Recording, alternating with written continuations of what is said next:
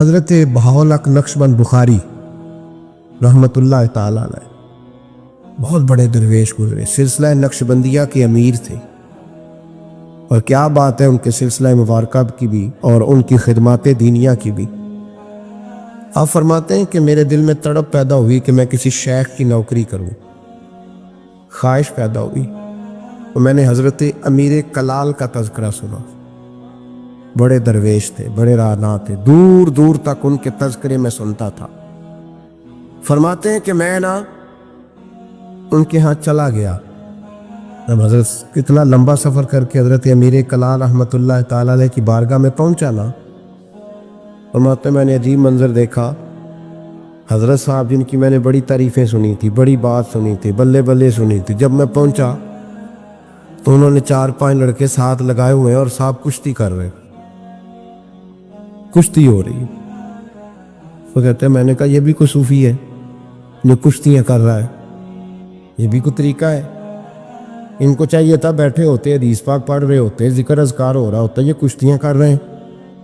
خیر میں نے کہا سفر بڑا لمبا کیا ہے، اب آ گیا ہوں تو چلو رات تو رہ نہیں ہے، کوئی ہوٹل تو ہے نہیں یہاں وقت گزر سکے۔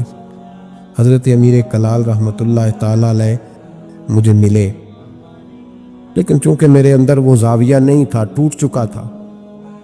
وہ ملاقات ہوئی تو میں نے کہا سلام لی، کیسے آئے؟ میں نے کہا زیارت کے لیے آیا تھا، کھانا کھلایا، رات مجھے سلا دیا۔ فرماتے صبح رات جب میں سویا تو میں نے عجیب خواب دیکھی کہ میں دلدل میں پھنس گیا ہوں، جتنی باہر نکلنے کی کوشش کرتا ہوں اندر دھستا چلا جاتا ہوں۔ اچانک میری خواب میں حضرت امیر کلال تشریف لائے اور آ کے انہوں نے میرا بازو تھاما، اللہ اکبر کہا اور مجھے باہر نکال دیا۔ فرماتے میں جب اٹھا تو پسینے سے شرابور تھا، حالت میری بڑی عجیب تھی۔ اتنی دیر میں فجر کی اذان ہوئی، نماز پڑھی تو حضرت امیر کلال رحمۃ اللہ علیہ خود میرے لیے ناشتہ لے کے آئے اور فرماتے میرے آگے ناشتہ رکھ کے کہنے لگے بیٹے اگر ہم کشتی نہ کرتے تو رات تجھے دلدل سے کیسے نکالتے؟ اگر کشتی نہ کرتے تو دلدل سے تجھے کیسے نکالتے؟ پھر فرمانے لگے یہ کشتی میں لوگوں کو اپنا پہلوان ثابت کرنے کے لیے نہیں کر رہا، مجھے پتہ چلا ہے کہ کافر اس علاقے پہ حملہ کرنے والے، ہم بھی جہاد کی تیاریاں کر رہے ہیں، تو یہ جہاد کی تیاریوں کے لیے کام ہو رہا تھا، تو نے پوچھ تو لینا تھا بات کیا ہے، تو نے تھوڑا پوچھ تو لینا تھا، تو تھوڑا سا تفصیلات میں چلا جاتا، کسی سے پوچھ لیتا۔ لیکن نا کبھی کبھی میں محبوب کے وہ فرمان دیکھتا ہوں تو دل میرا کھل اٹھتا ہے۔ جب محبوب نے کہا تھا تیری نظر بھی دائیں بائیں نہیں اٹھنی چاہیے، نظریں جھکا کے رکھنا، جھکا کے، کانوں سے وہ سننا بس جس کی تجھے ضرورت ہے، اور زبان سے محتاط جملے بولنا۔ جب نظر بری چیز دیکھے گی نہیں، کان سنیں گے نہیں تو دل میں وسوسے آئیں گے ہی نہیں۔ ہمیں تو پہلے دن سے شریعت نے محتاط رہنے کا حکم دیا۔ میرے عزیز دوستو، سلسلہ طریقت کے عزیزوں، میری آپ سے یہ گزارش ہے، سمجھ لیں ایک نئے سرے سے دوبارہ سبق شروع کر رہا ہوں آپ کے۔ آج کا سبق آپ کے لیے یہ ہے کہ زندگی میں کسی بھی مومن صحیح العقیدہ کے بارے میں برا خیال نہ پیدا کرے، بلکہ ہمارے صوفیاء تو فرماتے ہیں کسی بد عمل کو دیکھ کے بھی یہ نہ سوچ کہ یہ بد عمل اور میں نیک ہوں، یہ بڑی بیماری ہے۔ فرماتے ہو سکتا ہے ایک وقت ایسا ہے تیری توفیق چلی جائے اور اس کو اللہ توبہ کی توفیق دے کے اپنا ولی بنا لے، تو اچھی سوچ رکھ، مثبت رائے قائم کر۔ ٹھیک ہے جو لوگ غلط ہیں، تمہیں اگر غلط لگتے ہیں تو کنارہ اختیار کر، لیکن کبھی بھی اور بالخصوص اللہ کے نیک بندوں کے بارے میں، رب کریم کے اولیاء کے بارے میں، دین کے خدام کے بارے میں زندگی میں کبھی منفی نہ سوچو، کبھی منفی نہ سوچو۔ آپ کو پتہ ہے کسی عالم دین کی توہین اس لیے کرنا کہ وہ دین کا عالم ہے، یہ کفر ہے۔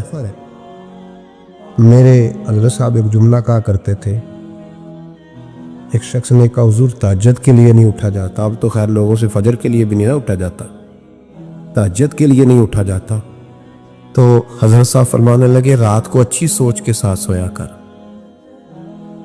اچھی سوچ کے ساتھ سویا کر۔ پھر مسکراتے مسکرانے فرمانے لگے محبوب کی سوچوں میں سویا کر، یار کی سوچوں میں سویا کر، تو اسے سوچتا سوچتا سویا کر، تو بس خود ہی تجھے بیدار کر لیا کرے، پر اس سے دل لگانا، اسے سوچتا سو، تو کسی اور کو سوچتا کیوں ہے؟ کسی اور کی طرف تو دیکھتا کیوں ہے؟ تجھے ایک دفعہ حضرت صاحب بیٹھے تھے اور 2-3 مشائخ اور بھی بیٹھے تھے ساتھ ساتھ، تو مجھے ایک دوست نے بعد میں کہا کہ وہ جو تیسرے نمبر پر بزرگ بیٹھے تھے ان کی پگڑی دیکھی تھی؟ میں نے کہا قسم اللہ کی سوائے اسے میں نے دوسرے کسی کو دیکھا ہی نہیں، میں نے دیکھا نہیں، مجھے کیا پتا کسی کی پیلی تھی کہ نیلی تھی، مجھے تو اتنا پتا ہے جسے میں دیکھ رہا تھا، اور ویسے بھی ایک ول پجیا مینو صدق نہیں تھیندا، اور کدے ول پجا ہوں، او بھائی ہم تو ایک کو نہیں راضی کر پائے، تو ادھر بھی دیکھ تو ادھر بھی دیکھ، دیکھا ہی نہیں جاتا۔ سوچوں میں رہیں اور مثبت سوچ رکھیں، ٹھنڈی اچھی خوبصورت۔ میں سب سے پہلا فائدہ یہ ہے کہ اللہ آپ کو سکون کی دولت عطا فرمائے۔ اگر انسان روحانی طور پر تندرست نہ ہو، روح بھی اپنی غذا مانگتی ہے، تو انسان بے چین رہتا ہے، بے قرار رہتا ہے۔ ہمارے ہاں یہ مسئلہ ہے کہ سارا وقت لوگوں کا اپنے ظاہر کو سنوارنے میں لگ جاتا ہے، اور بڑا وقت لگاتے ہیں لوگ، لیکن باطن اپنی جگہ پہ پریشان ہوتا ہے۔ بڑے بڑے جبے کبے اور بڑے بڑے قیمتی لباس کے پیچھے جو روح ہوتی ہے وہ پریشان ہوتی ہے۔ صاحب رسالہ کشیری یا امام کشیری فرمایا کرتے تھے کہ میں نے بڑے سارے لوگ دیکھے ہیں جو تن کے بڑے ہی اجلے ہیں پر من سے بڑے ہی پریشان، تکلیف میں۔ نبی کریم صلی اللہ تعالی علیہ وسلم نے ہمیں جو دین عطا فرمایا نا، یہ روحانی دین ہے، یہ روحانی دین ہے۔ قرآن اور سنت کے اندر جتنے ارشادات ہیں نا، وہ ہماری روح سے بات کرتے، ہمارے باطن سے کلام کرتے۔ کبھی کوئی عالم، کوئی صوفی، کوئی درویش کوئی بات کر رہا ہوتا ہے نا، تو مجھے جو لگ رہا ہوتا ہے کہ میری کر رہا ہے، اس لیے کہ وہ بات اس طبیب اعظم کی کر رہے ہوتے ہیں جو دلوں کے طبیب بن کے تشریف لائے ہیں۔ یاد رکھیں اس بات، قرآن مجید نے یہ فرمایا ہے کہ ہم نے تمہیں نبی پاک صلی اللہ علیہ وسلم دیے ہیں، یہ رسول تمہیں دیے ہیں، تم پر ہماری آیتیں پڑھیں گے اور تمہیں پاک کر دیں گے۔ یتلو علیکم آیاتنا ویزکیکم، تم پر ہماری آیتیں تلاوت کریں گے اور تمہیں پاک کر۔ روحانی زندگی جو ہے نا، روحانی زندگی، اپنی روحانی زندگی، آپ کو پتہ ہے اس آدمی کو ڈاکٹر کہہ دینا تو بیمار ہے، دوائی پابندی سے کھائے گا تو ٹھیک ہوگا، اس نے 2 تھیلیاں دوائی کی بنائی ہوتی ہیں، ایک گھر میں پڑی ہوتی ہے اور ایک اس نے گاڑی میں رکھی ہوتی ہے کہ دوائی میں نے کھانی ہے، نہ کھائی تو میں بیمار ہو جاؤں۔ ہم پتہ کیا کرتے ہیں، جسم کو خوراک دیتے رہتے ہیں، روح ہماری پیاسی رہتی ہے۔ روح کی پیاس کیسے بجھتی ہے؟ قرآن پاک پڑھنے سے، ذکر کرنے سے۔ ادھر دیکھیں میری طرف، روح کی پیاس بجھتی ہے نبی کریم علیہ السلام کی نعت کو سن کر دل میں اتارنے سے۔ وہ والا جھوم نہیں جو نعت کا کہتا ہے جھومو، تو ہم نے بھی تھوڑا تھوڑا جھوم لیا، پتہ کوئی نہیں وہ کیا کہہ رہا ہے، اور میرا کئی دفعہ نعت خاں سے بھی پوچھنے کو دل کرتا ہے کہ ویسے تجھے پتہ ہے تو کیا کہہ رہا ہے؟ نہیں پتہ ہوتا الا ماشاء اللہ، وہ بھی کہتا جا رہا ہے اور جھومنے والے بھی۔ چلے یہ جھومنا بھی خالی نہیں، نفع والا ہی ہے، پر یہ ہے کہ وہ روح میں اتر جاتی ہے نا جب نعت شریف روح میں، پھر وہ دل سے باتیں کرتی ہے۔ یہ صوفیاء کو سرکار کی زیارت ہوتی تھی بڑی زیادہ، تو آج کل بہت سارے لوگ اس پر بھی اعتراض کرتے ہیں، وہ کہتے ہیں اتنی زیارت کیسے ہوتی تھی؟ تو میں کہتا ہوں یار بڑی سادی سی بات ہے، جو آدمی گاڑی چلاتا ہے رات کو خواب میں بھی گاڑی چلاتا ہے، یہ بات آپ کی عقل میں آتی ہے کہ نہیں آتی؟ جو آدمی دن کے وقت گاڑی چلاتا ہے رات کو بھی گاڑی چلاتا ہے، تو جو دن میں تکے کھانے نکلتا ہے خواب میں کئی دفعہ تکہ ہی کھا رہا ہوتا ہے۔ آپ میری بات کو سمجھ لیں، پکی سچی بات ہے، جو سارا دن محبوب کو پڑھتے ہیں، محبوب کو سنتے ہیں، محبوب کو بیان کرتے ہیں، وہ رات کو بھی محبوب کی گلیوں میں ہی رہتے ہیں۔ یہ سادی سی بات ہے، اب آپ کی پتہ نہیں کیوں عقل میں نہیں آتے۔ یہ موٹی سی بات ہے۔ چرخہ جو بی بی دن کو چلاتی تھی، اگر اسے چرخہ نظر آ سکتا ہے تو امام سیوطی سارا دن حضور کی حدیثیں لکھتے تھے تو رات کو سرکار کی زیارت بھی کر لیتے تھے۔ ہماری جب روحانی زندگی مضبوط ہوتی ہے نا تو پھر ایک کام اور ہوتا ہے۔ قرآن مجید نے کہا کہ وَالْآخِرَةُ خَيْرٌ وَأَبْقَىٰ،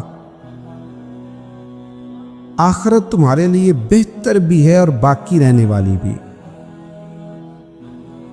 روحانی زندگی کا تعلق انسان کی آخرت کے ساتھ ہوتا ہے۔ وہ پھر تھوڑے تھوڑے کام نہ آخرت کے لیے بھی کرنے شروع کر دیتا ہے، یہ بھی اس کی روحانی زندگی کا حصہ ہوتا ہے۔ ورنہ تو ہمارے بہت سارے دینی کاموں میں بھی دنیا شامل ہوتی ہے، بہت سارے دینی کاموں میں۔ اور ہمارے صوفیہ نے ایک اور بات بھی لکھی ہے، فرماتے ہیں اگر آپ کی بہت شہرت ہونے لگ جائے اور لوگ بڑی عزت کرنے لگ جائیں اور بڑا آپ کو نوازا جانے لگ جائے تو پھر بھی ڈرنا، کہیں ایسا نہ ہو کہ ساری نیکیوں کا تمہیں اجر دنیا میں دے دیا جائے اور آخرت میں تمہارے لیے مشکلات بن جائیں۔ یہ بھی مقام خوف ہے، یہاں بھی ڈرو، ایسا نہ ہو کہ سارا اجر یہی تمہیں دے دیا جائے۔ میرے بھائی غور کرے، روحانی زندگی، آپ نے نا، آپ کا ایک بینک اکاؤنٹ ہوتا ہے، آپ کو پتہ ہوتا ہے کہ اب میرے پاس کتنے پیسے ہیں، یعنی جس کی جیب میں جو کچھ ہوتا ہے نا اس نے پورا گنا ہوا ہوتا ہے۔ اور ہم بڑے سیانے، اب تو ہم نے ربڑ رکھے ہوئے، 50 والے نوٹ کو علیحدہ چڑھاتے، 100 والے کو، بڑے سمجھدار ہیں وہ، رات کو گن کے سوتے، کئی لوگ سویرے پھر گننا شروع کر دیتے ہیں، شاید بڑھ گئے ہوں۔ یہ ہمیں پتہ ہوتا ہے کہ ہماری جیب میں کیا، میرے مکان کی ویلیو کیا ہو گئی ہے، کتنے کا خریدا تھا، اب کیا ریٹ ہے، مجھے پتہ ہوتا ہے نا سارا۔ اسی طرح ہمیں یہ بھی پتہ ہوتا ہے کہ میں نے آخرت کے لیے کیا جمع کیا ہوا ہے، ہمیں پتہ ہوتا ہے۔ بھولے بن جائیں، چلو کئی دفعہ کوئی جھوٹ بول کے اپنے آپ کو تسلی دیتے ہیں، بات الگ ہے، پر ہمیں خبر ہوتی ہے کہ میں نے آخرت کے لیے کیا جمع تو۔ نبی کریم صلی اللہ تعالیٰ علیہ وسلم کے جو غلام تھے وہ اپنی روحانی زندگی پر، روح پر بڑی سخت توجہ دیتے تھے، بڑی سخت ان کی توجہ ہوتی۔ حضرت عبداللہ بن حنظلہ رضی اللہ تعالیٰ عنہ نا اپنے گھر سے روتے ہوئے نکلے اور رستے میں شور مچا رہے ہیں، معاذ اللہ حنظلہ تو منافق ہو گئے۔ رستے میں جناب ابو بکر صدیق سے ملاقات ہوئی تو شور کر رہے، کہتے میں تو منافق ہو گیا ہوں۔ نے فرمایا کیا ہوا؟ کہنے لگا ابو بکر عجیب حال ہے نا کہ جب میں نبی پاک صلی اللہ علیہ وسلم کی بارگاہ میں ہوتا ہوں تو میرا نماز کو بھی جی چاہتا ہے، ذکر کو بھی جی چاہتا ہے، تلاوت کو بھی، میں دین کے قریب ہوتا ہوں، نکل کے آتا ہوں تو پھر دنیا داری۔ تو یہ تو دو رنگ ہے میرے دل کی، یہ دو رنگ ہے، ایک ہونا چاہیے تھا۔ حضرت صدیق اکبر کہنے لگے یہ جو تیرا معاملہ یہ تو بہت سارے لوگوں کا ہے، چل نہ تیرے بہانے میں سب کا مسئلہ حل کرا کے لاتا رہا۔ وہ کئی دفعہ بات ایک کرتا ہے تو بگڑی کئیوں کی بن جاتی ہے، چل نہ بہانہ تیرا لگاتے ہیں اور مسئلہ سب کا حل کراتے۔ حضرت ابو بکر صدیق رضی اللہ تعالیٰ عنہ لے کے آئے، حضرت حنظلہ رضی اللہ تعالیٰ عنہ کو لا کے کھڑا کیا، یا رسول اللہ صلی اللہ علیہ وسلم ان کی بات سنے۔ غور کرنے لگے حضور میں تو منافق ہو گیا۔ حضور نے فرمایا کیوں؟ عرض کی یا رسول اللہ جب آپ کے پاس ہوتا ہوں تو رنگ اور ہوتا ہے اور دنیا کے پاس جاتا ہوں تو رنگ ہے۔ آپ نے میری بات کو سمجھنا ہے کہ عرض کر رہا۔ یہ بہت سارے محدثین نے روایت لکھی ہے، پر امام سیوطی نے در منصور میں ذرا کھول کھول کے لکھی ہے اور بڑے اس کے پہلو بیان فرمائے۔ فرماتے ہیں کہ نبی کریم صلی اللہ تعالیٰ علیہ وآلہ وسلم نے ارشاد فرمایا حنظلہ یہ جو تمہارے اندر احساس پیدا ہوا ہے نا کہ میرا رنگ ایک ہونا چاہیے اور اس طرح ہونا چاہیے جس طرح میں حضور کی بارگاہ میں ہوتا ہوں تو میرا رنگ ہوتا ہے، وہی کیفیت ہونی چاہیے۔ فرمایا یہ جو تمہیں احساس پیدا ہوا ہے یہی تو ایماندار ہونے کی علامت، یہ علامت ہے کہ تمہارے اندر ایمان ہے، تم چاہتے ہو کہ میری روح بدل جائے، میں سب، اور جب یہ احساس ہی نکل جائے۔ علامہ اقبال نے بڑی پریشانی کے ساتھ کہا کہ مصیبت یہ ہے کہ اب کارواں کے دل سے احساس زیاں جاتا رہا، اب احساس ہی نہیں کہ میں نیک ہو جاؤں۔ میری طرح کے کئی لوگ بن کے بیٹھ گئے ہیں کہ ہم نیک ہیں، کیونکہ ترقی رک جاتی ہے، ایک وقت پہ آ کے سمجھ لیتے ہیں۔ حضرت عمر فاروق کے پاس ایک شخص نے آ کے کہا تھا مسند امام احمد بن حنبل میں، حضور میں تقریر کرنا چاہتا ہوں، فرمایا نہ کرنا۔ اس نے عرض کی امیر المومنین میں پڑھا لکھا ہوں، میں واز کہہ سکتا ہوں، میرے اندر شرائط پائی جائے گی۔ فرمایا نہ کہنا۔ عرض کی حضور کیوں؟ تبلیغ کروں گا، واز و نصیحت کروں گا۔ جناب عمر فرمانے لگے جب تو بن سور کے ممبر پہ واز کہنے بیٹھے گا تو اپنے سے بہت سارے لوگوں کو گناہ گار بھی تو سمجھے گا نا۔ کئی دفعہ ہم بات کر رہے ہوتے ہیں تو ایسے کر رہے ہوتے ہیں کہ شاید میں بڑا صوفی ہوں، تو آپ نے فرمایا پھر تیری اپنی ترقی رک جائے گی، پھر تو خود پریشان ہو گئے۔ اپنی روحانی زندگی میں ہمیشہ، حضرت انس بن مالک رضی اللہ تعالیٰ عنہ فرماتے ہیں سرکار ہمیشہ نفل پڑھتے تھے، ہمیشہ نفل پڑھتے، نفلوں کو وقت دیتے تھے، ٹائم دیتے تھے۔ اکثر اللہ کے محبوب علیہ السلام کی جو حیات مبارکہ ہے وہ بڑی مصروف ہے۔ 23 سالوں میں وہ انقلاب برپا کیا جو لوگ صدیوں میں نہ کر سکتے، لیکن اتنی مصروفیت کے باوجود بھی اللہ کے رسول رات کو مصلی پہ کھڑے ہوتے تھے۔ ہماری ہر شے مضبوط ہو گئی، مصلی کمزور ہو گیا، مصلی کمزور۔ حضور مصلی کو وقت دیتے۔ حضرت انس بن مالک فرماتے ہیں کہ جنگ میں حضور کے ساتھ حاضر تھا تو میں نے وہاں بھی نرالا انداز دیکھا، لوگ سارے اپنے اپنے کاموں میں لگ گئے، وہ وقت تھا حضور کے نفل پڑھنے کا۔ تو میری اچانک نظر پڑی تو اللہ کے نبی گھوڑے پر ہی نفل ادا کر رہے، بیٹھے بیٹھے نماز ادا کر رہے۔ وہ اپنے معاملات میں کبھی فرق آنے نہیں دی، ہمیشہ۔ ہم لوگ کہہ دیتے ہیں، آپ لوگ سن لیتے ہیں، آج کل لوگوں کے پیروں میں ورم کوئی نہیں آتا، اب تو اتنا چلتے کوئی نہیں، اب تو بچے سے کہیں چونک سے ماچس لے آ تو کہتا ہے لاؤ موٹر سائیکل کی چابی۔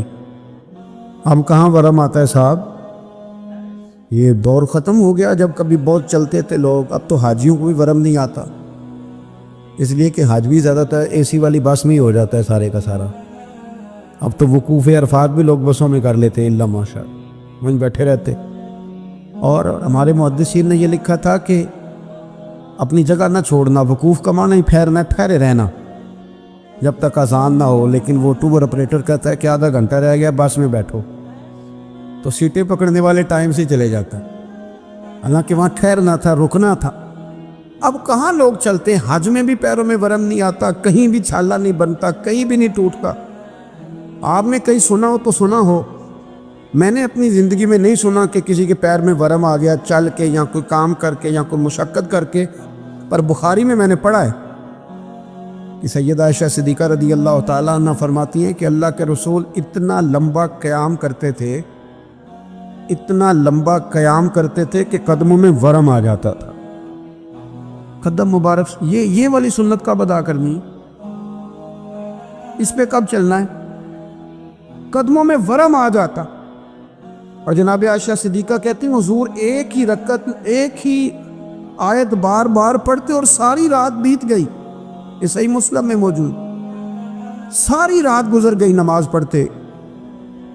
صبح میں نے عرض کی یا رسول اللہ صلی اللہ علیہ وسلم، آپ کے صدقے اللہ اگلوں پچھلوں کو بخشے گا، تو آپ اتنی مشقت کیوں کرتے ہیں؟ اللہ نے آپ کو حبیب بنایا ہے، امام الانبیاء بنایا ہے، سید الرسل بنایا ہے، اتنی مشقت؟ تو حضور نے فرمایا افلا اکون عبدا شکورا، عائشہ تو نے بتایا نا کہ اللہ نے مجھے بڑی نعمتیں دی ہیں، تو بتا میں اپنے رب کا شکر گزار بندہ نہ بنوں؟ ہم نے کب بننے کی شکر گزار بندہ؟ اور ایک بات اور ذہن میں رکھیں، جب بندہ روحانی زندگی اپنی مفلوج کر بیٹھتا ہے نا، اس کی توجہ نہیں نہ نفل سے، نہ ذکر سے، نہ عبادت سے۔ بڑے میری طرح کے سیانے بندے کو آپ بٹھائیں، حجرے میں اسے کہیں آج کل کون کون مولوی خراب چل رہا ہے تو 1500-2000 مولویوں کے وہ نام بتا دے گا آپ. کون کون سی جماعتوں میں کیا کیا خامیاں معاذ اللہ ساری گنوا دے گا. توجہ ہے میری بات پر. اور جب عصر کی نماز کا ٹائم ہو جائے گا نا میٹنگ کے اندر تو امام صاحب کہیں گے بھی نماز کا ٹائم ہو گیا, تو ان میں نا 75% لوگوں کو کام یاد آ جائے گا. کچھ ہوں گے اس میں سے 50% جو کہیں گے اسی محلے والی مسیتیں پڑھنی جا کر, باقیوں کا کام. اور آپ تسبیح دے دیں کہ زیادہ نہیں, صرف 5 تسبیح درود شریف کی پڑھو. نہیں پڑھ پاتے. کیوں نہیں دل لگتا ہمارا مصلی سے؟ کیوں نہیں توجہ جاتی ہماری؟ کدھر گیا وہ ہمارا ذوق شوق؟ وہ کدھر گئی ہماری توانائی؟ رسول کریم صلی اللہ تعالیٰ علیہ وآلہ وسلم نے نا حضرت عبداللہ ابن مسعود رضی اللہ تعالیٰ عنہ کو بلا کے فرمایا مجھے قرآن سناؤ, اور حضرت ابی بن کعب کو جا کے کہا کہ میں تجھے سنانے آیا ہوں. نبی کریم صلی اللہ علیہ وسلم کسی سے سنتے, کسی کو سناتے, یہ ذوق رکھتے, تلاوت کا ذوق. حضرت ابو سعید خدری رضی اللہ تعالیٰ عنہ تلاوت کر رہے تھے, حضور تشریف لے. اور میرے بھائی یہ بھی سنت ہے میرے نبی پاک کی, کسی سے قرآن پاک سننا یہ بھی رسول پاک کی. اب آپ تھوڑے ڈھیلے ڈھیلے پڑ گئے. یہ کون سا ہلکا ہلکا ایسے ایسے کر رہے ہیں آپ؟ بھائی یہ بھی عنوان ہے, یہ بھی حضور کی سنت ہے. میں تو ترس ہی گیا ہوں. وہ بھی قاری صاحب نے قرآن شریف پڑھا ہے, ترجمہ بتایا ہے. نعت ہمارا ایمان ہے, نعت میں ہماری جان ہے, بغیر نعت کے ہم بچ ہی نہیں سکتے. اور میرا سوال یہ ہے کہ پرچیاں آتی ہیں, رکے آتے ہیں نعت خانوں کو کہ یہ بھی نعت سنائیں. قاری صاحب کو روکا کیوں نہیں آیا کہ فلانی صورت بھی سنائیں؟ آج تک نہیں آیا کسی قاری صاحب کو روکا کہ جناب سورہ کوثر پڑھیں, یہ بھی تو حضور کی نعت ہے نا. آنا چاہیے نا رکا سورۃ الضحیٰ کی تلاوت کرے, یہ بھی تو حضور کی نعت ہے نا. سورہ علم نشرح بھی حضور کی نعت ہے کہ نہیں؟ سورہ یاسین, سورہ محمد, یہ ساری حضور کی, پورا قرآن ہی نبی پاک کی تعریف. کیوں نہیں رکے بھیجتے؟ کیوں نہیں توجہ جاتی؟ حضرت ابو سعید خدری فرماتے میں قرآن شریف پڑھ رہا تھا, توجہ ہے میری بات پر. فرماتے ہیں میں قرآن پاک پڑھ رہا تھا, مجھے کیا پتا کہ حضور بھی میری تلاوت سن رہے تھے. میں تو پڑھ رہا تھا اپنی موج میں. کہتے ہیں سرکار سنتے رہے, پھر تشریف لے گئے. تھوڑی ایکو کام کریں گی اس کی. کہتے ہیں جب میں حاضر بارگاہ ہوا تو حضور نے فرمایا ابو سعید آج میں نے سنا ہے تو نے بڑا ہی سونا پڑا ہے, مجھے بڑا پسند ہے. ویسے ریاکاری منع ہے, ویسے کسی کو دکھانے کے لیے منع ہے, پر یہاں حضرت ابو سعید نے نیا رنگ بیان کیا. کہنے لگی حضور مجھے تو پتہ ہی نہیں تھا آپ سن رہے ہیں, ورنہ میں نے تو اور بنا بنا کے پڑھنا, ذرا بنا بنا کے پڑھنا تھا, بنا بنا بنا بنا. مجھے بات یاد آ گئی. حضرت ابو سعید خدری یہ شاگرد جو ہے نا کسی کے بھی, میرے بھی ہیں کچھ شاگرد محفل میں, اور آج کل شاگردوں کے لیے دعا بڑی کرنی پڑتی ہے کیونکہ وہ قول پہ عمل کم ہی کرتے ہیں. دعا ہی ہے ان کو لگ جائے تو اللہ ماشاءاللہ. تو حضرت ابو سعید خدری رضی اللہ تعالیٰ عنہ, یہ شاگرد ذرا توجہ کریں, شاگرد ذرا خیال فرمائیں. حضرت ابو سعید خدری رضی اللہ تعالیٰ عنہ فرماتے ہیں کہ مجھے بات یاد آ گئی چلتے چلتے, یہ بھی روحانی زندگی کی باتیں. فرماتے ہیں چلتے چلتے نا ہم سفر کر رہے تھے تو ایک جگہ رات کو پڑاؤ کیا. طریقہ یہ تھا اس زمانے میں سفر کرنے کا کہ جہاں آبادی ہوتی تھی لوگ اس کے بیچ سفر کرتے تھے. اس کے وہاں آرام کرتے تھے, اور جنگل ہوتا تھا وہاں سفر کرتے رہتے تھے. کئی دفعہ زیادہ رات کو بھی جا کے کوئی آبادی نظر آتی تو کوشش کرتے تھے کہ پڑاؤ آبادی میں کرے رات کا, تاکہ کوئی درندے وغیرہ تنگ نہ کرے.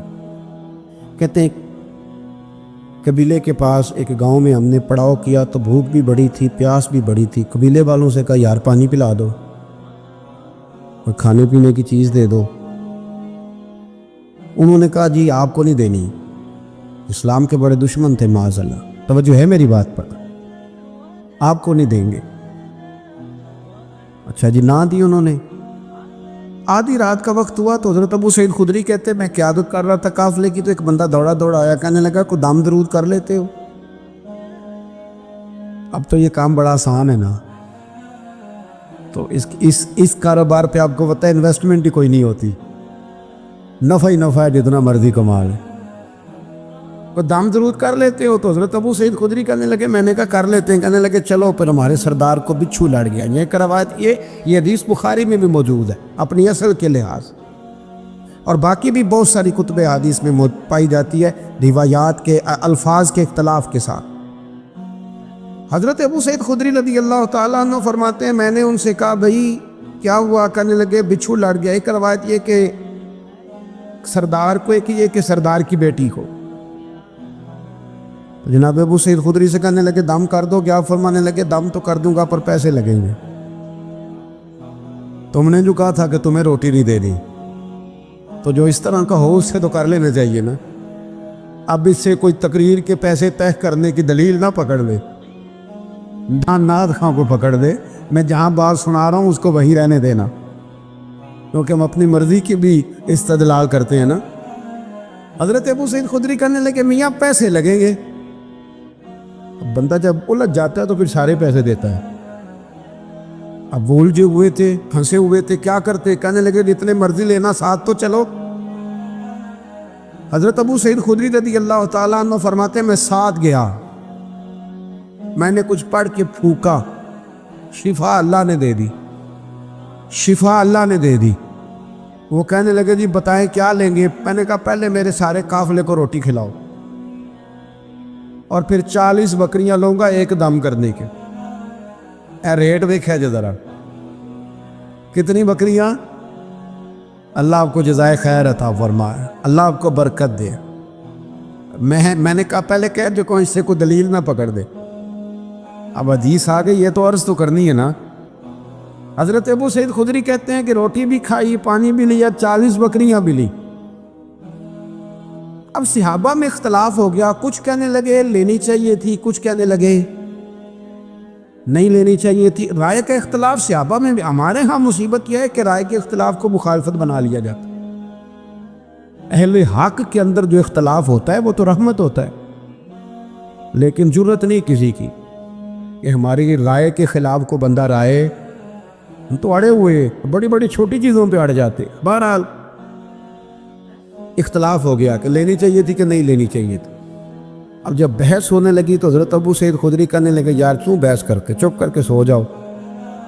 یہ چند فرلانگ پہ مدینہ رہ گئے، سویرے اتواد یہ نور میں داخل ہو جائیں گے. سرکار کی بارگاہ میں عرض کریں گے اگر تو حضور نے کہا نہ لینی چاہیے تھی تو پھر تو موج لگ گئی، اور اگر کہا نہیں لینی چاہیے تھی تو بکریاں واپس چھوڑ جائیں گے، کھانے کے پیسے دے جائیں گے. مسئلہ کیا ہے؟ سو جاؤ. حضرت ابو سعید خدری کہتے ہیں سویرے پہنچے حضور کی بارگاہ میں، اور جا کر کے نا تو میں نے ساری تفصیل عرض کی. کہتے جب میں سنا رہا تھا تو حضور مسکرا رہے تھے، اور اتنا مسکرا رہے تھے کہ دانتوں سے نور نکل نکل کے مسجد کی دیواریں روشن کر رہا تھا. حضور مسکرا مسکرا کے سرکار فرمانے لگے ابو سعید مزہ بڑھایا تیری بات کا، بتا پڑھا کیا تھا؟ وہ جو اس کو آرام آ گیا تو پڑھا کیا تھا؟ میں نے کہا سوڑیا کیا پڑھنا تھا؟ آپ نے ایک دفعہ فرمایا تھا سورہ فاتحہ میں شفا ہے، تو میں نے پڑھ کے پھونک دی. آپ نے سکھایا تھا، بتایا تھا، پھونک دی، اللہ نے شفا دے دی. تو حضور فرمانے لگے سورۃ فاتحہ میں نے سکھائی تھی نا. حضور آپ نے فرمایا پھر 20 بکریاں میری 20 تمہاری، پھر آدھی میری ہے آدھی تمہاری ہے، لاؤ ادھر رکھو. یہ ہے روحانی زندگی کہ آپ کا قرآن کے ساتھ وابستگی ہو، دلچسپ. آپ یقین کریں میرے پاس ایک صاحب آئے، کہنے لگے گھر میں بڑی پریشانی ہے، کچھ آوازیں آتی ہیں. تو میں نے کہا سورۃ بقرہ پڑھیں. کہنے لگے سب تھوڑی تکلیف کرے مجھے ایک تعویذ لکھ دیں. میں نے کہا میں اس سے زیادہ بھی تکلیف کرنے کو تیار ہوں، پر میرے لکھے تعویذ میں کیا اثر ہوگا؟ تعویذ بالکل جائزہ دینا چاہیے، پر تمہیں وہ والا تعویذ دے رہا ہوں جو رسول پاک نے عطا فرمایا. حضور نے فرمایا سورہ بقرہ پڑھو، فرمایا جن کیا شیطان بھی تمہارے گھر سے دوڑ جائے. پر وہ وضو کرنا پڑتا ہے نا, قرآن شریف لانا پڑتا ہے. ہم اپنی روحانی زندگی کو بالکل چھوڑ بیٹھے, بالکل. ایک حافظ جی کل میرے سامنے قرآن شریف پڑھ رہے تھے, تو میں نے ان سے پوچھا پتر کیا کر رہے ہو؟ کہنے لگے روزے قریب آ گئے. میں نے ان سے کہا سنو, یہ بات ٹھیک نہیں تمہاری بچے, بدنوں کو سنانے کے لیے یاد کر رہے ہیں, یہ چیز درست نہیں. مجھے شاگرد پڑھتے ہیں نا ہمارے پاس, تو میں درس نظامی کے طالب علموں سے کہتا رہتا ہوں کہ اگر مطالعہ اس لیے کرو گے نا کہ قوم کو سنانا ہے, واہ واہ کرانی, تمہیں کوئی چیز یاد نہیں رہے. اللہ بڑا غیور ہے. ان صلاتی و نسکی و محیایا و مماتی للہ رب العالمین. اپنی اصلاح کے لیے قرآن و سنت پڑھو, پھر جب تم ممبر پہ بیٹھو گے تو رب تمہاری زبان پر حکمت کے چشمے جاری کر دے. اب قرآن شریف اس لیے یاد کرنے کے لوگوں کو سنانا, چلے یہ بھی ٹھیک ہے تراویح کے لیے, پر کچھ اتنا بھی تو پڑھے نا کہ میرا اللہ راضی ہو جائے, مجھے سکون ملے. اپنی روحانی زندگی پر محنت کرے.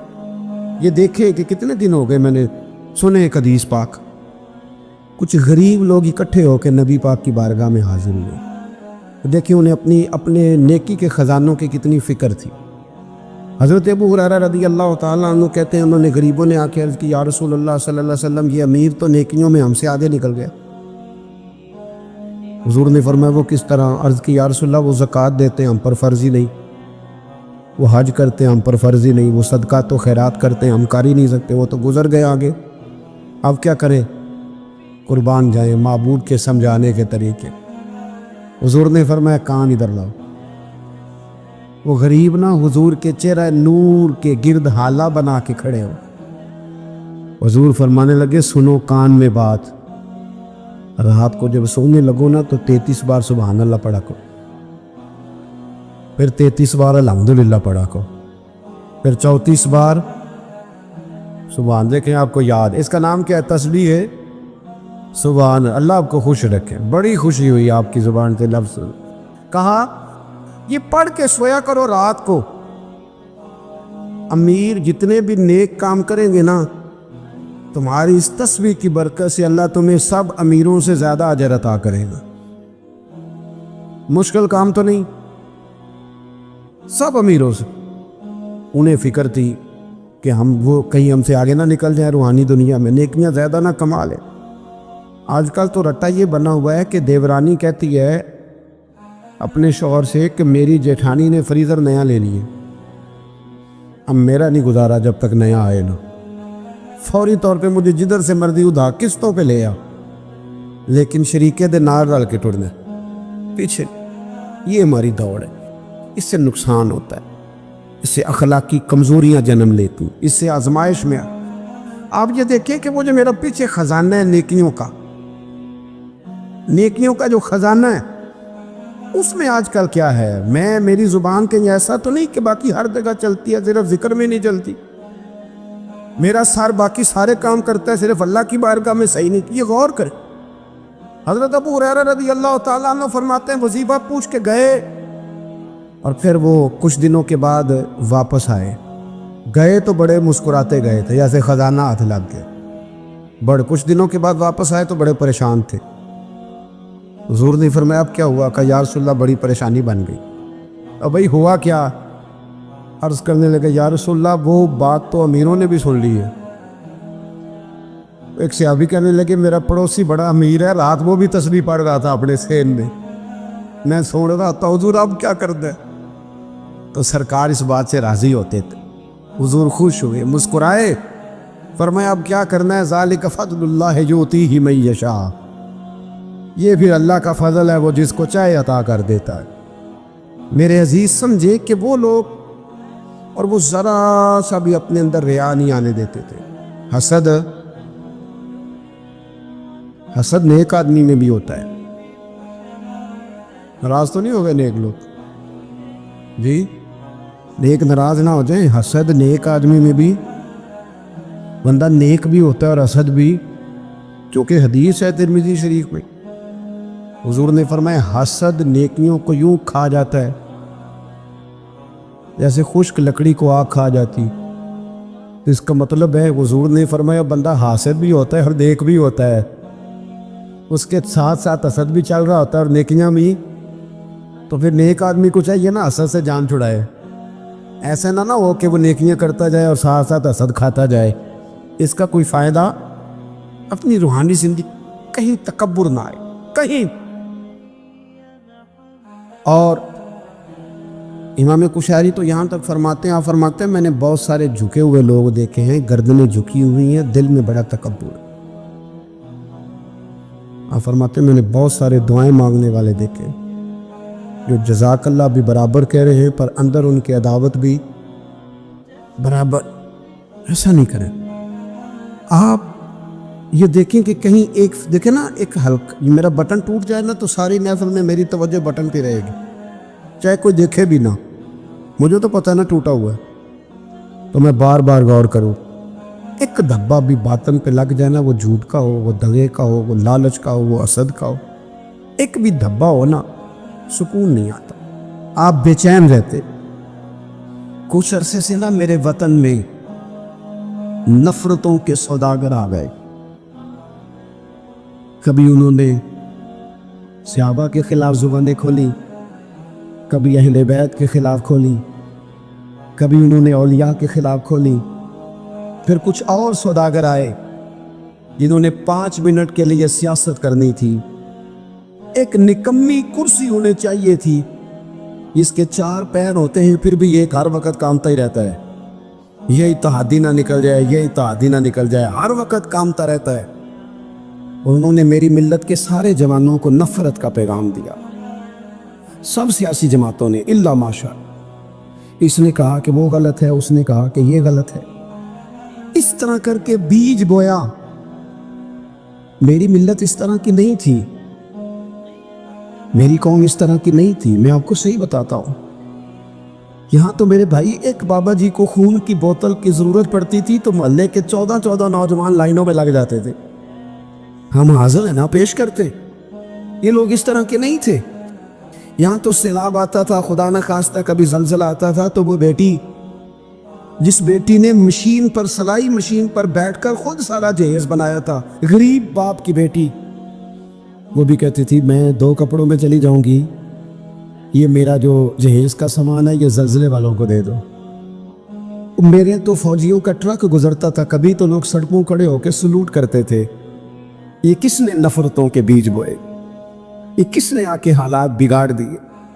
کون آیا چپکے سے جو ان صفوں میں گھسا اور کس طرح کر کے لوگوں نے ادھیڑ دیا واپس لوٹو. یہ سارا دین محبت کا ہے، یہ سارا دین پیار کا ہے، یہ سارا دین الفتوں کا ہے. اور یہ الفتیں اتنی زیادہ اہمیت رکھتی ہیں، اتنی زیادہ کہ بخاری میں حدیث ہے، صحیح بخاری میں، حضرت انس بن مالک رضی اللہ تعالیٰ عنہ راوی ہیں، کہتے ایک شخص نے آتے ہی بڑے سادے، بڑے دھیمے، بڑے میٹھے انداز میں عرض کی یا رسول اللہ قیامت کب آئے گی؟ فوراً میرے کریم نے فرمایا تو تیاری بتا، تیری قیامت کے لیے تیاری کی ہے کیا ہے؟ عرض کی حضور کوئی زیادہ نفلی نمازیں، نفلی روزے تو نہیں، فرائض کی تو پابندی بہرحال ضروری، میں کوئی کثرت صوم و صلات تو نہیں کر سکا. تو فرمایا پھر قیامت کا کیوں پوچھتا ہے؟ اس کا سرمایہ دیکھو کیا ہے. یہ صحیح بخاری ہے. قیامت کے بارے میں کیوں پوچھتا ہے؟ تو عرض کی یا رسول اللہ اس لیے پوچھتا ہوں کہ خدا سے بھی پیار کرتا ہوں، محمد مصطفیٰ سے بھی پیار کرتا ہوں. تے اساں جہاں گناہیاں دا جدوں اعمال نامہ فرول ہوے، ذرے ذرے نے سامنے آ جانا ہے، جو جو منہ تھی بولیا بول ہوے. اساں کول حضور دے بیٹھ رہنا ہے، لکھ عمل ترکڑی تول ہوے، او دے کولوں بھی رب نے حساب لینا ہے جیڑا بیٹھا ہی محمد دے کول ہوے صلی اللہ تعالی علیہ وسلم. لحد میں عشق رخ شاہ کا داغ لے کے چلے. ہم نے اندھیری رات سنی تھی، سو چراغ لے کے چلے. حضور اس لیے پوچھتا ہوں کہ اللہ رسول سے پیار کرتا ہوں. اب میرے کریم نے محبت کا سرمایہ اس نے پیش کیا نا، حضور پیار ہے نا میرے پاس. تو نبی پاک نے اب اس پر ریزلٹ اناؤنس کیا، نتیجے کا اعلان فرمایا. میرے کریم فرمانے لگے سن پھر نتیجہ یہ ہے، ایک بہت ساری عبادتوں پر ثواب ملتا ہے نا، اس عبادت پر یہ ثواب، اس تسبیح پر یہ ثواب، یہ بھی اس کے پاس سرمایہ ہے نا۔ حضور ثواب کا اعلان کرنے لگے، کریم فرمانے لگے سن پھر، جس کے ساتھ تو محبت کرتا ہے نا، قیامت کے دن اسی کے ساتھ اٹھایا جائے گا۔ اساں کول حضور دے بیٹھ رہے ہیں، اسی کے ساتھ اٹھایا جائے، اسی کے ساتھ۔ حضرت انس بن مالک فرماتے ہیں وہ تو بات کر کے تشریف لے گئے، چلے گئے۔ میں نے عرض کی، میں نے کہا یا رسول اللہ ایک بات میں بھی کر لوں؟ حضور نے فرمایا کرو۔ تو نبی پاک علیہ السلام سے عرض کرنے لگے، حضرت انس بن مالک عرض کرتے ہیں حضور میں اللہ سے بھی پیار کرتا ہوں، رسول اللہ سے بھی کرتا ہوں، حضرت ابو بکر صدیق سے بھی کرتا ہوں، اور سیدنا عمر فاروق سے بھی کرتا ہوں، حضور میرے لیے کیا حکم ہے؟ تو فرمایا انس سارے مل جل کے جائیں گے جنت میں۔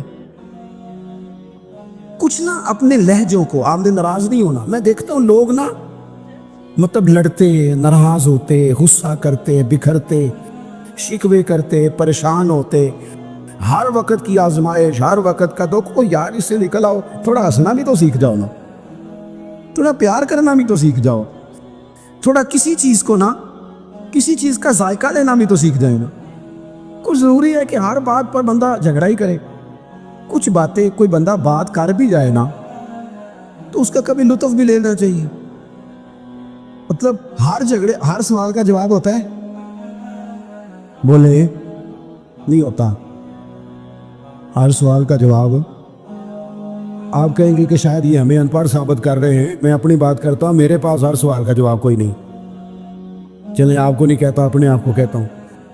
امام مالک سے کسی نے مسئلہ پوچھا، حضور سوال کا جواب دے، فرمایا نہیں پتا مجھے۔ کہنے لگا اتنے بڑے امام ہو، سوال کا جواب نہیں آتا؟ فرمانے لگے ہر سوال کا جواب آتا پھر تو میں خدا ہوتا۔ ہر سوال کا جواب کیسے ہوتا ہے؟ اور حضرت مولا علی شیر خدا فرماتے ہیں بڑا عالم وہ ہوتا ہے اسے مسئلے کا پتہ نہ ہو تو کہیں بھائی نہیں پتا مجھے۔ دلیل کیا ہے؟ دلیل کیا ہے کہ عالم کی تعریف یہ ہے کہ انما یخشی اللہ من عبادہ العلماء۔ عالم اس کو کہتے ہیں جو رب سے ڈرتا ہے، تو اس نے ڈر کے بات کرنی ہے جتنی بھی کرنی، اس نے علم بتانے کے معاملے میں بلا وجہ بے باک نہیں ہونا۔ ہم نہ ہر سوال کا جواب دینا چاہتے ہیں، ہر بندے کو منہ لگانا چاہتے ہیں، اس طرح نہ کریں۔ کچھ لوگ بڑے سارے آتے ہیں، اب ہر بندے سے بندہ الجھ جائے، اس کی بیچارے کی طبیعت خراب ہے، وہ کہیں سے لڑ کے آیا ہے، وہ اس کا کوئی نہ وہ کوئی اس کے پاس ایسی جگہ ہے جس سے وہ پیار کرے، نہ کوئی اس کا انداز ہے، نہ اس کا کوئی شیخ ہے، نہ اس کی کوئی محبت ہے، نہ کسی کو استاد مانتا ہے، نہ کسی بھائی کا ادب کرتا ہے، نہ وہ پسند کرتے ہے، تو آپ بلا وجہ الجھ رہے ہیں۔ چھوڑ دیں اسے، اپنی زندگی محبت والی بنائیں، پیار والی۔ حضرت خواجہ فخر جہاں دہلوی رحمۃ اللہ علیہ یہ سلسلہ چشت کے امام ہیں، حضرت خواجہ فخر جہاں دہلوی رحمۃ اللہ، لیکن ان کے نام کے ساتھ حضرت مولانا لگتا ہے۔ کیا بول کے بتائیے؟ نہیں بولتے آپ، کیا لگتا ہے؟ یہ جو حضرت مولانا ہوتے ہیں یہی پیر ہوتے ہیں اصل میں۔ جی ناراض ہو گئے آپ لوگ؟ ہو گئے، وہ لگتا ہے مینوں۔ حضرت مولانا ہی پیر ہوتے ہیں۔ پیر کا کام ہے نا آپ کو دین بتائے، کہ صرف پھوکا والا پیر ہوتا ہے؟ پیر کا کام ہے دین بتائے، تو جو ہر جمعے دین بتائے، جو کئی کئی نسلوں کو قرآن پاک پڑھائے۔ تھوڑا سا نا کرائٹیریا بھی تبدیل کریں۔ یہ جی پیر صاحب ہے، یہ سال کے بعد آتے ہیں، کیا لینے؟ کہتے ہیں گندم کا توڑا۔ کیا مذاق بنایا ہوا ہے؟ جہالت کا نام طریقت رکھ دی ہے۔ باہر نکلے ان مصیبتوں سے۔ یہ جاہل بلا وجہ سوال ہو جاتے ہیں، سال کے بعد آتے ہیں۔ آپ پورا سال اتنا اپنے امام کو نہیں دیتے جتنا ایک چکر میں اس جاہل کو دے دیتے۔ مہربانی کریں آپ۔ فروغ علم تب ہوتا ہے جب علم کی سپورٹ ہوتی ہے۔ تھوڑا سا نا چیزوں کو تبدیل کریں، بدلیں۔ وہ کہتے ہیں جناب یہ حضرت ہیں، مولوی صاحب کی داڑھی تھوڑی سی چھوٹی ہو تو نماز نہیں ہوتی، تو پیر صاحب کی چھوٹی ہو تو بیعت ہو جاتی ہے۔ ہو جو ناراض ہے، ہو جو ناراض کوئی گائی دے، ہو جاتی ہے بیعت اس کی۔ کمال آدمی ہے بھائی، وہ مولوی صاحب کی داڑھی سارے چیک کرتے ہیں کہ پوری ہے کہ نہیں, تو پیر صاحب اندر داخل ہو تو ان سے بھی کہا کرو ذرا ٹھہر جا, پہلے پوری کر. خلاف پیغمبر کسے راہ گزی. حضرت سعدی کہتے ہیں جو حضور کے طریقے پہ نہ چلے وہ کس طرح منزل تک پہنچ سکتا ہے. اصل حضور کی سنت ہے, شریعت ہے, اس لیے زندگی کے اندر اصول بنائیں. اصول ہم مانتے صحیح کر کے ہیں, صحیح کر کے مانتے ہیں, پر ماننے سے پہلے بھی ذرا صحیح کر کے سوچتے ہیں. ان چیزوں پر ضرور. حضرت مولانا فخر جہاں دہلوی محبت کے آدمی تھے نا, اللہ تعالیٰ نے انہیں بڑا نوازا, ان کی محبت لوگوں کے دلوں میں بڑی بڑھنے لگ گئی. تو لوگ ذرا دھیان رکھتے ہیں کہ کس بندے کی آج کل واہ واہ زیادہ ہے. یہ جو سیاسی لوگ ہوتے ہیں یہ توجہ رکھتے ہیں کہ ایسا نہ ہو کہ کل کو یہ بندہ ہمارے لیے مسئلہ بن جائے, یہ پسند نہیں کرتے. تو بادشاہ نے دیکھا کہ اتنے لوگ عقیدت مند ہو گئے ہیں, ہزاروں کا مجمع جمعے میں جاتا ہے, بڑا رش ہے. اس نے ایک طوائف کو تیار کیا کہ جا کے نا تو معاذ اللہ اس طرح کی اداکاری کرو کہ الزام لگ جائے. اب بعض بندے اداکاری اس طرح کی کرتے ہیں کہ سامنے والا ویسے ہی پریشان ہو جاتا ہے. وہ کسی نے کہا تھا مخلوق تو فنکار ہے اس درجہ کے پل بھر میں, سنگے در کعبہ سے بھی اسنام تراشے, تم کون ہو کیا چیز ہے داغی کبابی, لوگوں نے تو جناب مریم پہ بھی الزام تراشے. تو منٹ لگاتے ہیں, الزام لگا دیتے ہیں. حضرت جمعہ پڑھا کے نیچے اتر رہے تھے, سیڑھیاں ادھر ادھر, مریدوں کا رش تھا. سامنے اچانک وہ بی بی آ گئی. دلی سارا جانتا تھا کہ یہ عورت کیا ہے, کیا کردار رکھتی ہے. سامنے آ کے اس نے کہا السلام علیکم. شیخ نے درد نظر جھکا کے کہا وعلیکم السلام. تو اس نے اس طرح گفتگو شروع کی جیسی بڑی جاننے والی نہیں. بعض لوگ بڑے چالاک ہوتے ہیں. پرانے زمانے میں ہم نے سنا تھا کہ فلانا شیشے میں اتار لیتا ہے, اب تو بعض بندے چھوٹی سی شیشی میں بھی اتار لیتے ہیں. بڑے تیز ہیں, بڑی باتیں آتی ہیں, بڑی. اس نے بھی بڑی طبیعت پوچھی صحت کیسی ہے, وہ کمر میں درد تھا, اس کا کیا حال ہے. اب وہ جو ایک سارے مرید پکے نہیں ہوتے, کچھ کچے پکے بھی ہوتے ہیں. وہ جو کچے پکے تھے وہ پریشان ہو گئے کہ واقعی کبھی پوچھا تو نہیں پیر صاحب سے رات کو کہاں ہوتے ہیں. تو فٹافٹ کہنے لگی وہ رات آپ آئے تھے, تو آپ کھوٹے سکے دے گئے, میں ابھی دکاندار کے پاس گئی ہوں, اس نے لیے ہی نہیں. مجھے تو کچھ سودا چاہیے تھا, یہ پہ کھوٹے سکے. ہم تو دشمن کو بھی پاکیزہ سزا دیتے. ہر جگہ الجھنا نہیں چاہیے. زیادہ صفائیاں دینے والے کو بھی لوگ کمزور سمجھنے لگ جاتے ہیں. ہر وقت تھوڑی صفائی دیں گے.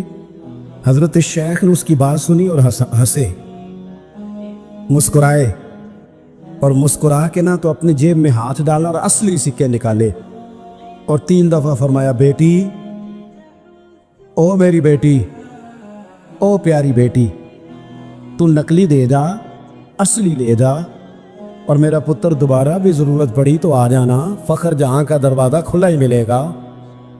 ہم تو دشمن کو بھی پاکیزہ سزا دیتے ہیں.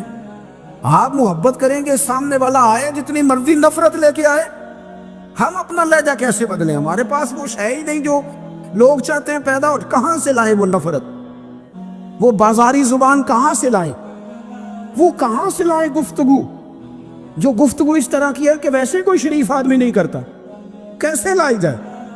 آپ کسی کو دیکھ کے کبھی بھی اپنا لہجہ خراب, وہ جو کر رہے ہیں وہ اس کا معاملہ ہے. ہم تھوڑی, ہم محبت والے, محبت والے اپنی بولی بولتے ہیں. وہ کس طرح سامنے والے کی سطح پہ اتر کر بات کریں گے؟ حضرت نے فرمایا پتر ضرورت پڑے تو دوبارہ بھی آ جانا. یہ بات کرتے ہی نا پھر شیخ سیڑھیاں اترنے لگے, اور جب سیڑھیاں اتر گئے تو 3-4 منٹ کے لیے وہ بی بی سکتے میں آئی, کانپنے لگی. پھر دوڑ کے جا کے حضرت کے پیروں میں بیٹھ گئی. کہنے لگی بابا ایک بات تو بتا, تو مٹی کا بنا ہے کہ کستوری کا؟ تو سندل کا بنا آدمی؟ میں تجھے بدنام کرنے آئی, الزام لگانے آئی. چاہیے تو یہ تھا کہ لوگ مجھ پر تھپڑوں کی برسات کرا دیتے, تیرا چہرہ جلال سے سرخ ہو جاتا, اور میں بدنام کرنے آئی. اور میں دلی کی وہ والی خاتون ہوں جسے کبھی کسی نے بیٹی نہیں کہا, کبھی کسی نے بہن نہیں کہا. اپنوں نے بھی رشتے بنانے چھوڑ دیے. جس نے دیکھا بری نظر سے دیکھا, پر تو کس محبت کا آدمی ہے, میں بدنام کرنے آئی اور گناہوں میں لتھڑی ہوئی کو تو نے بیٹی بنا لیا. یہ جملے کہتے ہی اس خاتون نے دوپٹہ اٹھایا, چہرے پہ اوڑا, اور کہنے لگی دلی والوں اب میں تمہیں بتاؤں گی فخر جہاں کی بیٹی کس طرح کی ہوتی. اب میں بتاؤں گی آج کے بعد میرے مکان کو کوئی گانے باجے کی جگہ سمجھ کے نہ آنا. اسے میں نے مسجد بنا دیا ہے, قیامت تک مدینے والے کے نام کی اذانیں پڑی جائیں. مسجد کا ارادہ کر دیا. اپنے سنے جی اپنے لہجوں میں محبت. سامنے والا وہ ہمارے یہاں نا دو چار فلسفے بھی ہیں ہمارے. کچھ لوگ کہتے ہیں دکھ بڑے ہیں اس لیے میں سخت ہو گیا ہوں. دکھ بڑے ہیں پیر صاحب, آپ تو گاڑی میں بیٹھ کے آئے, عقیدت مندوں کا ہجوم ہے, پیار ہے. ہمارے پاس دکھ بڑے ہیں تو میں کہتا ہوں آپ کو پتہ نہیں ہے نا, دکھ جس جگہ جاتے ہیں نا وہ رنگ ضرور بدلتے ہیں پر رہتے دکھ ہی ہیں. رہتے وہ ہر ایک کے پاس ہے, اس لیے کہ دکھ پیارے بڑے ہیں نا, نبیوں رسولوں کے پاس بھی رہے ہیں. اور ہمارے درویشوں نے ہمیں سبق پڑھایا ہے کہ دکھ قبول محمد بخشا, بس راضی رہن پیارے. اگر وہ اس طرح خوش ہیں تو ہم بھی خوش ہیں. تو دکھ تو ہر بندے کو ہے, اب کیا بندہ ہنسنا چھوڑ دے؟ میں دکھی بڑا ہوں تو لہذا تلخ ہوں. او بھائی, نبی پاک صلی اللہ تعالی علیہ وسلم نے فرمایا ہے لوگوں سارے نبی ستائے گئے اور میں سب سے زیادہ ستایا گیا. آپ کبھی سیرت مبارکہ پڑھیں نا, ہجرت سے پہلے کیا حال ہے. کبھی کانٹے ہیں, کبھی پتھر ہیں, کبھی اجڑیاں ہیں, کبھی طائف میں روڑے. ہجرت کے بعد کیا حال ہے. کبھی بدر میں تلواریں, کبھی احد میں تلواریں, کبھی خندق میں تلواریں, کبھی منافقین کی سازشیں, کبھی کچھ کبھی کچھ. از اول تا آخر دکھ ہی دکھ.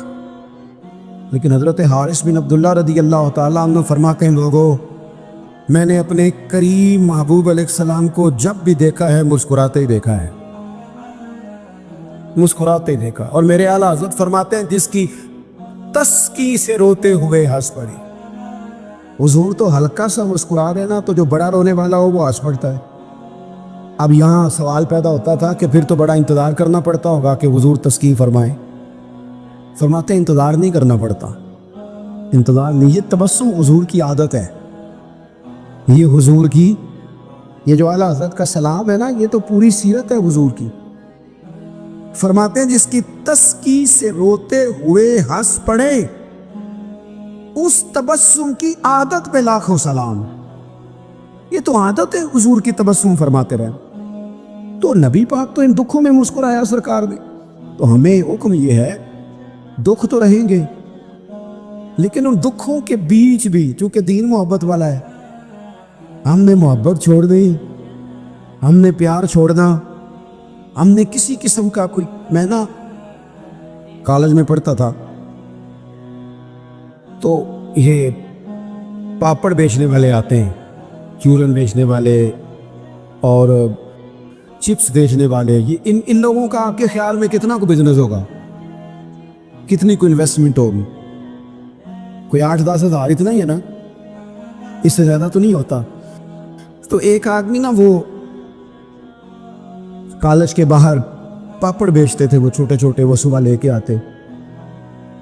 تو وہ جب چھٹی ہو جاتی تو سارے لوگ جو تھے وہ بچے جس کے پاس پیسے ہوتے وہ لے لیتا. اب کچھ ایسے ہوتے کہ جو دیکھتے ضرور پلٹ کے, خریدتے نہ. حالانکہ کافی سارے لوگ اس عمر میں صاحب حیثیت ہوتے ہیں جب کالج کے لیول تک جاتے ہیں. آخر میں وہ شخص پتا کیا کہتا, وہ آتا تب بھی ہنستا ہوا, مسکراتا ہوا, اور بڑے خوش ہو چھٹی ہو گئی ہے تو انو میں بھی آ گیا پاپڑ. اب وہ پتا کیا کرتا, وہ آخر میں کہتا, جب بہت سارے لوگ لے لیتے تو آخر میں کہتا کہ بھئی جس کے پاس لیں گے ادھار بھی مل جائیں گے. اگر پھر بھی گاہک قریب نہ آتا تو کہتا جو ادھار پہ بھی راضی نہیں اسے مفت میں مل جائیں گے. میں نے اسے ایک دن پوچھا کہ جناب آپ کا بہت بڑا بزنس ہے, یہ شوگر مل ہے. کہنے لگے جی مکان بھی کرائے کا ہے, حالات بھی بڑے خستہ ہیں. کئی دفعہ شام کو کھانا لے جاتا ہوں, نہ لے کے جاؤں تو میری بیوی کہتی ہے روتے نہ گھر آنا, ہنستے آنا. اچار ڈال لیا ہے مرتبان میں, دونوں بیٹھ جاتے ہیں آرام سے. اولاد کوئی نہیں, اللہ نے دی نہیں, اس کی حکمت ہے. بڑے راضی ہیں, بڑے خوش ہیں. میں اور وہ دونوں مل کے رات کو پاپڑ بناتے ہیں, سارے کام کرتے ہیں. خوشی ہے, اللہ پہ توکل ہے, بھروسہ ہے. اس نے راضی رہنا ہے, اس نے اس میں بھی رہنا ہے, اور جس نے نہیں رہنا وہ پہلے کہہ رہا تھا کہ کبھی سائیکل سے موٹر سائیکل مل جائے نا، مل گئی. اب کہتا ہے اس کے ٹائر کبھی 4 ہو جائے نا، ہو گئے. مل گئی اس کو مہران، کہتا نہیں چھوٹی ہے، کبھی بڑی ہو جائے. او بھائی تو نے تو کہیں ٹھہرنا ہی نہیں، یہ تو معاملہ روز آگے جائے. بس دنیا میں خوش وہ ہے جو اپنے نصیب سے خوش ہے. جسے رب نے جو دے دیا ہے وہ اس پہ راضی ہے. آپ سمجھ لیں، میں نا اپنے دوستوں سے کہا کرتا ہوں کہ جس خاندان میں رب نے چاہا ہے مجھے پیدا کیا ہے. جو چاچا اللہ نے میرے لیے پسند کیا مجھے بھی بڑا ہی پسند ہے. جو ماموں اللہ نے میرے لیے پسند کیا وہ مجھے بھی بڑا ہی پسند ہے. جو دوست احباب رب نے مجھے دیے مجھے بڑے ہی پسند. کر لیں اپنے ارد گرد کے لوگوں کو. ہمیں نا یہ ایک عجیب سا ہمارے اوپر بات سوار ہو جاتی ہے کہ وہ جی دکھ بڑے. ایک اور بھی مسئلہ ہے محبت نہ کرنے کا، راضی نہ رہنے کا. تاکہ تو نہیں گئے آپ لوگ. ایک اور بھی مسئلہ ہے، کہتے ہیں جی میں بندہ کھرا ہوں لہٰذا میں ذرا کڑوا ہوں، میں سچ بولتا ہوں چاہے کسی کو برا ہی لگے. یہ بھی اپنا فلسفہ ذاتی بعض لوگوں کا. لہجہ ٹھیک اپنا نہیں ہوتا، نام سچ کا لگا دیتے ہیں بیچارے کا. کہتے ہیں جی میں چونکہ سچا ہوں لہذا کڑوا ہوں. تو میں کہتا ہوں اس پر بھی آپ سجدہ سام کر لیں، یہ بھی بات درست نہیں. اس لیے کہ دنیا میں سب سے زیادہ سچ رسول کریم نے بولا ہے، پر بڑا ہی میٹھا کر کے بولا صلی اللہ تعالی علیہ وسلم. یہ بھی آپ کا اپنا ذاتی فلسفہ ہے. سچ کو بھی سونا کر کے بولنا چاہیے، اسے بھی دلائل کی روشنی میں بولنا چاہیے. آوازیں نہیں اونچی کرنی چاہیے، دلیلیں مضبوط کرنی چاہیے. آوازیں نہیں، کوئی آپ کے زوردار آواز سے معاملہ، لوگ آپ کی دلیل سے. بلکہ ہمارے حاجی صادق صاحب، ابو داؤد صادق صاحب رحمۃ اللہ علیہ فرمایا کرتے تھے لہجہ نرم دلائل گرم. فرماتے تھے دلائل مضبوط ہونے چاہیے کہ آپ کی آواز سے آپ لوگوں پر دھاک بٹھائیں گے. تو محبت کریں، پیار کریں. آپ چھوٹے ہیں تو بڑوں سے پیار کریں، آپ بڑے ہیں تو چھوٹوں پہ دست شفقت رکھیں. آپ لوگوں کے لیے اپنے دل میں گنجائش پیدا کریں، آپ اپنے دل کو وسعت دیں، تھوڑی محبت کریں. بڑے بڑے اچھے نظام تھے، چھوٹا سا ہمارا اختلاف ہوتا ہے اس کو ہم نفرت بنا لیتے ہیں. نفرت. آگ جل رہی ہے گھروں میں، شوہر بیچارہ رات کو گھر آتا ہے تو وہ بعض لوگ ایسے ہیں جو گھر جانا پسند نہیں کرتے، کہتے ہیں کوئی نہ کوئی خوفناک خبر سننے کو ملے گی. کیوں؟ اس لیے کہ ہم بہو کی تربیت کرنا چاہتے ہیں. بہو کی تربیت کرنا چاہتے ہیں. بہو کی تربیت نہ کرو، بیٹی کی کرو. بہو تو آپ کو اپوزیشن سمجھتی ہے، آپ سے تربیت لے گی. جو سبق بہو کو دینا چاہتے ہو وہ بیٹی کو دو، اپنی بیٹی کو. وہ جب کسی کی بہو بنیں گی تو ماحول صحیح ہو جائے گا. ہم نہ داماد کی تربیت کرنا چاہتے ہیں. داماد آپ سے تربیت لیتا ہے، اس کا تو نخرہ عروج پہ، وہ کہاں تربیت لیتا ہے. آپ داماد کی تربیت نہ کریں، بیٹے کی کریں. بیٹا اچھا ہوگا تو کسی کا داماد بنے گا تو اس گھر میں تکلیف نہیں ہوگی. میرے عزیز محبت تقسیم کریں، محبت کی بولی بولی، انداز محبت والا اختیار کریں. اگر کچھ بندہ آپ کے سامنے عذر لاتا ہے، مجبوری بیان کرتا ہے، اس کی مجبوری کو قبول کریں. آپ لوگوں کو گنجائش دیں، اچھا گمان پیدا کریں، اچھی سوچیں لائیں. میں دیکھ رہا ہوں تیزی سے ہمیں سبق پڑھائے جا رہے ہیں، تیزی سے. دنیا میں 2 ہی بندے ٹھیک ہیں، ایک میں ٹھیک ہوں، دوسرا جو میرے پیچھے ہاتھ باندھ کے چلتا ہے وہ ٹھیک ہے. بھائی میرے علاوہ بھی بڑی دنیا ٹھیک ہے. نبی پاک علیہ السلام نے فرمایا ترمذی شریف میں، حضور نے فرمایا میری امت کبھی گمراہی پر جمع نہیں ہوگی. یہ نہیں ہو سکتا کہ زیادہ لوگ گمراہ ہو جائیں اور 2-3 ہی صحیح رہ گئے. تھوڑا سا کسی اور کو بھی گنجائش دے، کسی اور کو بھی موقع دے، کسی اور سے بھی پیار کریں. اپنی طبیعتوں کو، دلوں کو وسیع کریں، لہجے محبت والے. میں آپ سے عرض کروں، آپ کا لفظ بھی ٹھیک ہونے چاہیے اور لہجے بھی ٹھیک ہونے چاہیے. میری بات کی سمجھ آ رہی ہے؟ اگر آپ بات ٹھیک کر رہے ہیں اور لہجہ ٹھیک نہیں تو لہجہ بھی اثر کرتا ہے بندے پر. لہجہ بھی. بیٹا میری بات سننا، یہی لفظ ہے. بیٹا بات سن، یہ بھی لہجہ ہے، وہ بھی ایک لہجہ ہے. آپ کا صرف جملہ ہی، بعض لوگ کہتے ہیں میں نے کہا کیا ہے، ओ भाई तूने कहा तो कुछ नहीं, पर तेरा अंदाज बड़ा जा रहा आना है। वो बेचारी सास बूढ़ी हो गई है, ससुर बूढ़ा हो गया है, शुगर के मरीज हैं, बार बार भूख लगती है, तकलीफ है। बेटा अपनी बीवी को जाती दफ़ा कह गया अम्मा अब्बा का ख्याल रखना। वो आई है सुबह, उसने आके कहा अब्बा जी नाश्ता लाऊं? का पुत्र मुझे अभी भूख नहीं। 2-3 घंटे के बाद उसने कहा बेटा, तल्ख बोली है जी। कहा जी है उसने? लफ्ज़ जी भी कभी सख्त होता है? नहीं, लहजा सख्त होता है।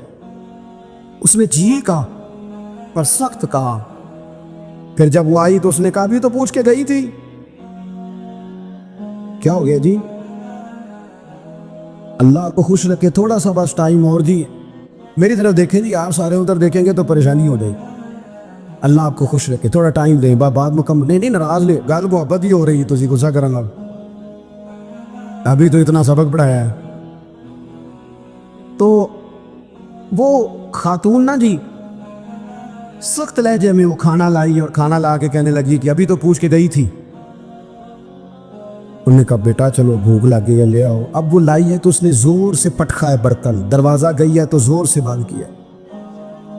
तो इस अंदाज में भी बूढ़े को तकलीफ महसूस होती है। वो शाम को जब बेटा आया तो सास ससुर लो ही पड़े, कहने लगे इसको समझा, तेरी बीवी बड़ी तोहीन करती है। तो खामन ने बुलाया कि अब्बा अम्मा तेरी शिकायत कर रहे हैं। तो वो कहती है कि इन्होंने पूछो मैं आख्या की है। उन्हें आख्या तो कुछ भी नहीं। कोई जुमला बताया जा सकता है? बोले कोई लफ्ज है ऐसा तो गिना जा सके? उसने कहा पर छोड़ा भी कुछ नहीं। कुछ लहजे इतने सख्त हैं, कुछ अंदाज इतने सख्त हैं।